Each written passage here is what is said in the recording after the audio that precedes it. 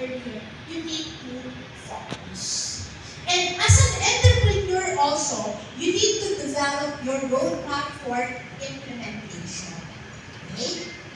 And you need to allocate resources appropriately and establish key performance indicators for monitoring and evaluations. So ito po yung our implementation strategy.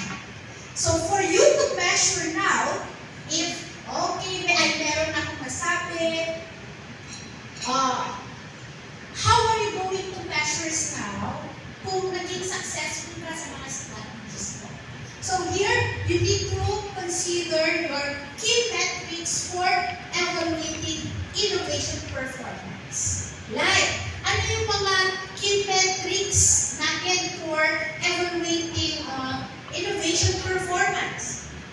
First, yung number of new products, services. Okay, you need to measure the quantity of the new offerings introduced to the market.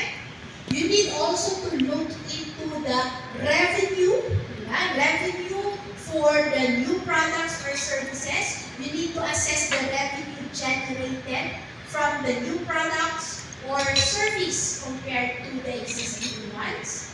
You need also to look into the market share growth. Okay? So track the increase in the market share. And syempre, isa rin dapat sa mga key performance matrix natin, yung patents or your intellectual property creation. So, quantify that, okay? Quantify the number of patents or the IP that you have. And of course, employee engagement in the innovation is also one of your KPIs. You need to evaluate your employees.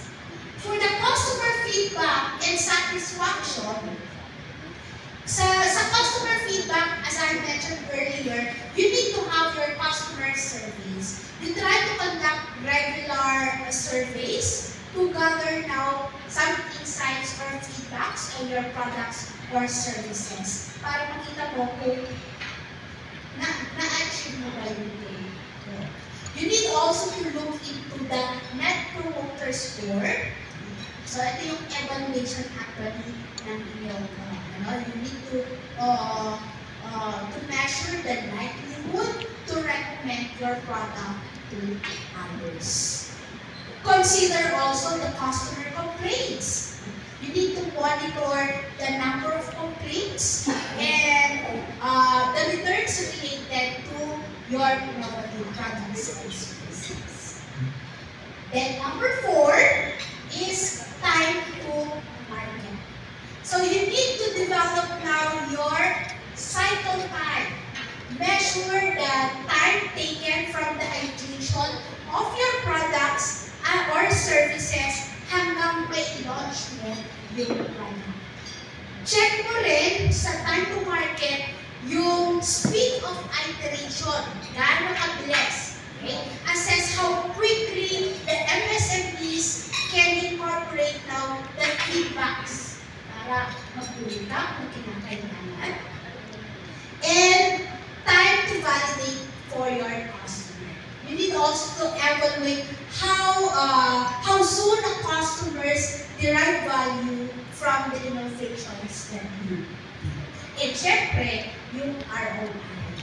Okay? So, in the ROI, check mo yung cost savings, calculate mo, ilan ba na-save natin, ilan ba yung na-generate natin na.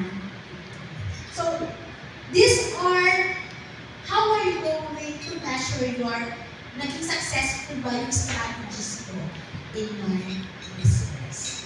So, as a concluding part, as I have said, there are several tools and evolving ang ating landscape ngayon for the businesses. So, ang masasabi ko lang po, start innovating your business today. Okay? So, if you have further questions po, nandito lang po kami sa table of the TBI team. And I am open now for